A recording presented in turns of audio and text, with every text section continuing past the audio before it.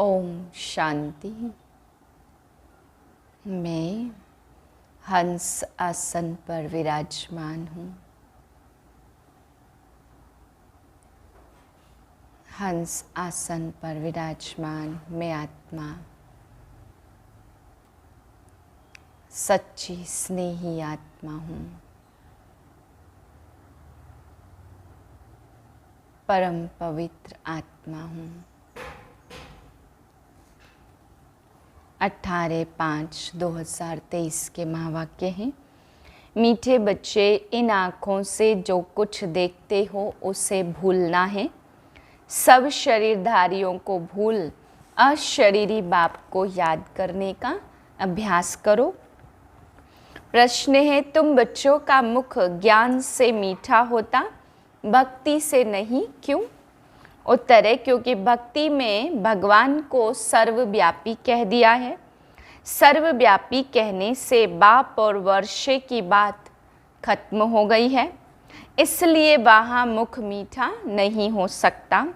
अभी तुम बच्चे प्यार से बाबा कहते हो तो वर्षा याद आ जाता, इसलिए ज्ञान से मुख मीठा हो जाता। दूसरा, भक्ति में खिलौनों से खेलते आए, परिचय ही नहीं था तो मुख मीठा कैसे हो? गीत है ओम नमो शिवाय। ओम शांति। शिवाय नमः अथवा नमस्ते भी कहा जाता।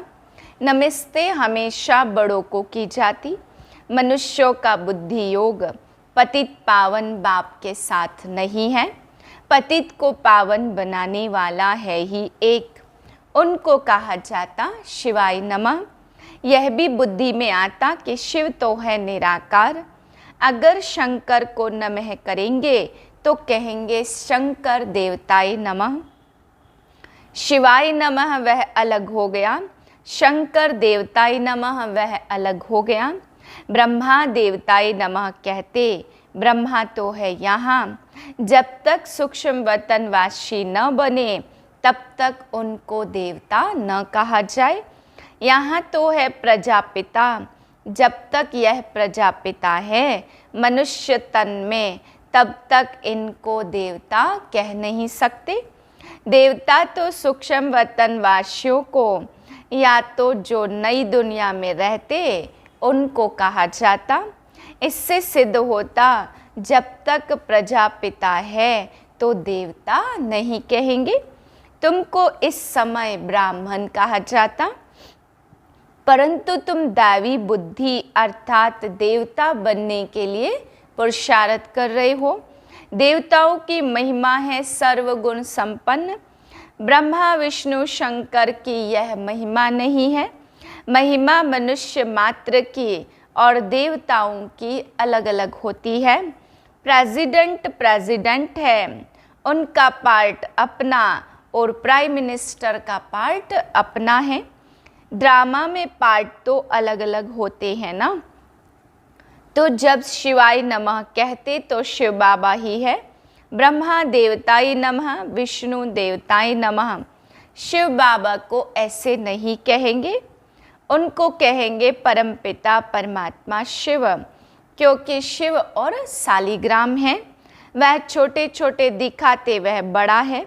बाबा ने समझाया कोई भी छोटे बड़े नहीं होते, उनको कहा जाता परमपिता परमात्मा। बाबा ने समझाया आत्मा सालिग्राम शिव को बाबा कहती तो जरूर बाप से वर्षा मिलना चाहिए। उस बाप को सर्वव्यापी कहने से वर्षे का नाम निशान गुम हो जाता। जैसे कहते गॉड इज ओमिनी प्रेजेंट, हाजिरा हुजूर। कसम भी उठाते वह झूठा, कहते हैं ईश्वर बाप को हाजिर नाजिर जान। बाप को जानते नहीं, तुम बच्चे जानते अभी ईश्वर हाजिर है। बरोबर वह सुप्रीम सोल है, उनकी महिमा सबसे न्यारी। एक तो निराकार है, उसका नाम शिव है। उनका जिस्मानी नाम कभी पड़ता नहीं है। बाकी सभी के नाम होते हैं जिस्म के। जन्म बाय जन्म शरीर के नाम बदलते रहते। बाकी आत्मा आत्मा ही है, मनुष्य का नाम बदलता है। कहेंगे फलाने पितृ अथवा श्राद्ध खिलाते, तो वह याद आता है। अब जिस्म तो उनका जल जाता, बाकी रहती है आत्मा। तो आत्मा को खिलाते पिलाते हैं, आत्मा को निर्लेप कह न सके। बाप बैठ समझाते, जब कोई शरीर छोड़ते हैं तो शरीर तो खत्म हो गया, फिर किसको खिलाते हो? भले खिलाएंगे आत्मा को तो भी शरीर में मोह रहता। यहाँ बाबा कहते, कोई के शरीर के साथ मोह नहीं रखो, बिल्कुल नष्टो मोहा बनो। सब शरीरों से बुद्धि निकालनी है। अब इन आँखों से जो कुछ देखते हो वह भूलना है। बाप सिर्फ कहते, मुझे याद करो, मेरा तो कोई शरीर नहीं है, इसलिए डिफ़िकल्टी होती। सगाई की अंगूठी पहनाते हैं ना, अब वह तो है निराकार, उनका तो कोई चित्र ही नहीं है। अंगूठी पहनाई जाती कि निराकार शिव बाबा को याद करो। नई बात हो गई ना, मनुष्य मरता है तो समझो वह खत्म हो गया। उसका पितृ किसको खिलाते? जरूर आत्मा आएगी, संस्कार ले जाती। यह खारा है, यह मीठा है, किसने कहा? आत्मा कहती, मेरी जबान को कड़वा लगा, मेरे कान बहरे हैं, मेरे माथे में दर्द है। यह कहने वाला कौन है? बाप समझाते, आत्मा ही सुख दुख भोगती है, अभोक्ता सिर्फ बाप है। सारी दुनिया में कहते परमात्मा सर्वव्यापी है, फिर उनको याद करने से क्या मिलेगा? भक्त उनको याद करते, परंतु उनसे मिलता क्या है यह कोई नहीं जानते। सर्वव्यापी कहने से मिलने की बात ही नहीं उठती। आसुरी मत पर चलने से मनुष्य नीचे गिरते जाते। श्रीमत तो एक ही बाप की है और आसुरी मत देने वाला है रावण, जिसकी मत पर एक दो को दुख देने लग पड़ते। अब तुम हो ईश्वरी संप्रदाय तो एक दो को दुख देने वाले। मनुष्य अपने को सर्वोदया लीडर कहते, परंतु सर्व का मालिक रचयिता तो ईश्वर को ही कहा जाता। सर्व माना सारी सृष्टि, सारी सृष्टि का सद्गति दाता कोई मनुष्य को नहीं कहेंगे। तो मुख्य बात है, पहले सर्वव्यापी का ज्ञान निकालना पड़े। अब तुम बच्चे तो समझू सयाने हो, पहले तुम बेसमझ थे। बाप को सर्वव्यापी कहने से कुछ भी नहीं मिलता। पहले पहले सिद्ध कर बताते, वह है परम पिता। परम अक्षर लौकिक बाप को नहीं दिया जाता। बाप बीज है ना, स्त्री को एडॉप्ट कर फिर रचना रचते हैं। शिव बाबा कहते, मैं भी इनको एडॉप्ट करता हूँ। वह है कुख वंशावली और यह है मुख वंशावली। यह ब्रह्मा मेरी स्त्री है, परंतु चोला तो पुरुष का है। मैं इनको एडॉप्ट करता हूँ, इनके मुख से तुमको जन्म देता हूँ। शिव बाबा के बच्चे तो हैं, परंतु शिव बाबा ने ब्रह्मा द्वारा नया जन्म दिया है। कहते हो तुम मात पिता हम बालक तेरे, तो वह तो निराकार है। माता कैसे हो सकती? जगत अम्बा सरस्वती जिसको कहते हैं, वह तो ब्रह्मा की बेटी मुख वंशावली गाई जाती। अब माता उनको कहे या इनको कहे, असल रियलिटी में यह साकार ब्रह्मा माता है, पुरुष तन है, तो माताओं की चार्ज में इनको कैसे रखा जाए, इसलिए फिर जगत अम्बा निमित्त बनी हुई है। बाप कहते मैं इसमें प्रवेश कर इनको एडॉप्ट करता हूँ। फिर तुम कहते हम ब्रह्मा द्वारा ईश्वर के बच्चे बने हैं, ईश्वर हमारा दादा है। यह बातें शास्त्रों में तो है नहीं, यह सब है भक्ति मार्ग के खिलौने। खिलौनों से मनुष्य का मुख मीठा नहीं होता। यहाँ तो टेम्पटेशन है बाप से वर्षा मिलने की। सर्वव्यापी कहने से किसका मुख भी मीठा नहीं होता। सारी दुनिया में यह सर्वव्यापी का ही ज्ञान है। इस समय जो बच्चे हैं उन्हों की ही बुद्धि में हमारी याद है, तो उन्होंने फिर लिख दिया है मैं सर्वव्यापी हूँ। सभी मनुष्य मुझे याद करते परंतु जानते नहीं हैं, तो अर्थ का कितना फर्क कर दिया है। रस्सी को सांप बना दिया।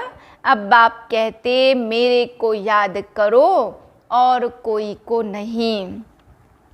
इसका मतलब यह नहीं है कि मैं सर्वव्यापी हूँ। तुम जानते हो हमारी आत्मा बाबा को याद करती है, तो सर्वव्यापी अक्षर में फर्क हो गया। यह भी ड्रामा की भावी है, फिर भी ऐसे ही होगा, होना ही है। इस समय जो एक्ट चली, शूट हुआ, उसको ड्रामा कहेंगे। अनादि बना बनाया ड्रामा है, इसमें कोई फर्क पड़ नहीं सकता। यह चित्र आदि ड्रामा अनुसार बच्चों द्वारा बनवाए गए हैं। यह खुद कहते मैं तो कुछ भी नहीं जानता था। सब बाप ने दिव्य दृष्टि दी, दिव्य दृष्टि दाता तो वह है ना। नए नए चित्र बनाते रहते। पहली पहली बात है बाप और वर्षे की। पवित्र बनने बिगर रक्षा बंधन हो न सके। बाप से प्रतिज्ञा कराते बाबा हम पवित्र जरूर बनेंगे। पवित्र बनने के बिगर आपके पास कैसे आ सकेंगे। जरूर श्रीमत पर श्रेष्ठ बनेंगे। भारत का नाम बहुत बाला है। धर्म स्थापना की जो एक्टिविटी हुई है, कल्प बाद भी फिर वही चलेगी। बाप कितना वर्षा देते, मोस्ट बिलवेड बाप है। ग्रस्त व्यवहार में रहते हुए तुम प्रवृत्ति मार्ग वालों को पवित्र जरूर बनना है। सन्यासियों का निवृत्ति मार्ग वालों का धर्म ही अलग है। वैसे और अलग अलग अनेक धर्म हैं। वह स्वर्ग में नहीं आएंगे। जो हमारे धर्म के और धर्मों में मिल गए हैं वही निकलेंगे। अब तुमको कितना ज्ञान मिला है। तुम्हारा तीसरा नेत्र खुला है। त्रिकालदर्शी तुम बन रहे हो। सिवाय तुम ब्राह्मणों के और कोई भी मनुष्य मात्र त्रिकालदर्शी नहीं होते। देवताएं भी त्रिकालदर्शी नहीं हैं। तुम बच्चे जानते हो हमारा अब तीसरा नेत्र खुल रहा है। जैसे बाप में सारे आदि मध्य अंत का ज्ञान है, वैसे हम जो उनके बच्चे हैं हमको भी बाबा द्वारा ज्ञान मिला है। गोया हम ज्ञान सागर बन रहे हैं। और किसको मास्टर ज्ञान सागर नहीं कहेंगे, परंतु तुमको भी ज्ञान सागर नहीं कहेंगे। तुम हो ज्ञान नदियाँ। बाकी ऐसे नहीं अर्जुन ने तीर मारा और गंगा निकल आई, ना ही गऊ के मुख से पानी निकल आता। वहाँ गंगा कहाँ से आएगी। कहाँ तुम दो भुजा वाले और कहाँ वह जगत अम्बा को 4-6 भुजाएं दे देते। अब तुम बच्चों को बहुत कुछ समझाना है। कई बच्चे कहते कि बाबा की याद नहीं रहती, अपने को आत्मा नहीं समझते, घड़ी घड़ी भूल जाते। बाप को याद नहीं करेंगे तो वर्षा कैसे मिलेगा। बाबा कहते निरंतर मुझे याद करो तो उसी योग बल से तुम्हारे विकर्म विनाश होंगे। याद नहीं करेंगे तो मम्मा बाबा के तख्त नशीन कैसे बनेंगे। उनको कपूत कहा जाएगा। सपूत बच्चे तो बाप को निरंतर याद करने का खूब पुरुषार्थ करते रहेंगे। अंत तक करना ही है। जितना याद करेंगे उतना तुम्हारी कमाई है। अपना चार्ट रखो, जो ओटे सो अर्जुन। उन्हें ही वारिश कहा जाता। अच्छा मीठे मीठे सिकिलधे बच्चों प्रति माता पिता बाप दादा का याद प्यार गुड मॉर्निंग। रूहानी बाप की रूहानी बच्चों को नमस्ते। हम रूहानी बच्चों की रूहानी बाप को नमस्ते। धारणा के लिए पहली पॉइंट, ईश्वरी मत पर एक दो को सुख देना है, किसी को भी दुख नहीं देना है, बाप समान सुखदाता बनना है। दूसरी पॉइंट, इन शरीरों से मोह निकाल नष्टो मोहा बनना है।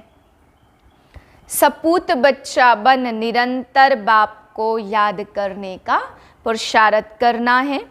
वरदान है, हंस आसन पर बैठ हर कार्य करने वाले सफलता मूर्त विशेष आत्मा भाव। जो बच्चे हंस आसन पर बैठकर हर कार्य करते हैं उनकी निर्णय शक्ति श्रेष्ठ हो जाती है।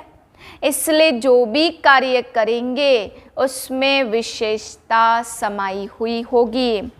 जैसे कुर्सी पर बैठकर कार्य करते हो वैसे बुद्धि इस हंस आसन पर रहे तो लौकिक कार्य से भी आत्माओं को स्नेह और शक्ति मिलती रहेगी।